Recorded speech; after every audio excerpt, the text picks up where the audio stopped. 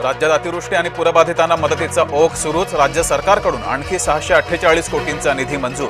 निधी वितरित करण्यास शासनाची मंजुरी. नौदलाच्या जवानांसोबत पंतप्रधान मोदींनी साजरी केली दिवाळी. INS विक्रांत युद्धनौकेवर दिवाळी रात्र. लक्ष्मीपूजनाचा मुहूर्त मंगळवारी. यंदा अतिरिक्त प्रहर असल्यानं लक्ष्मीपूजन मुहूर्त लांबला. राऊतांनी माफीनामा मोर्चा काढावा. भाजपाचा राऊतांना टोमणा.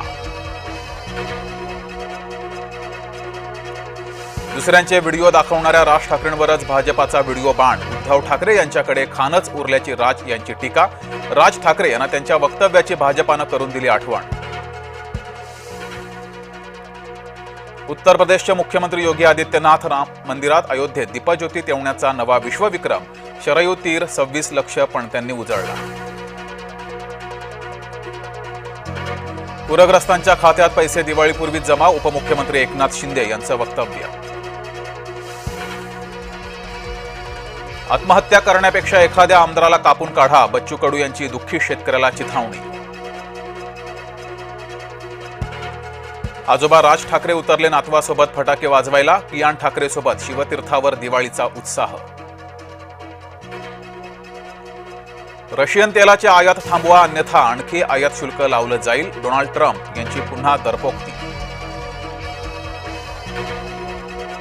लालू प्रसाद यादवांच्या विरोधात राजदमध्ये वाढता असंतोष. तिकीट न मिळाल्यानं राजद नेत्यांचे अनोखं आंदोलन. तुमची मुलगी परधर्मात लग्न करण्याचा विचार करत असेल तर तिचे पाय तोडा. साध्वी प्रज्ञासिंह ठाकूर यांचं वक्तव्य वादात.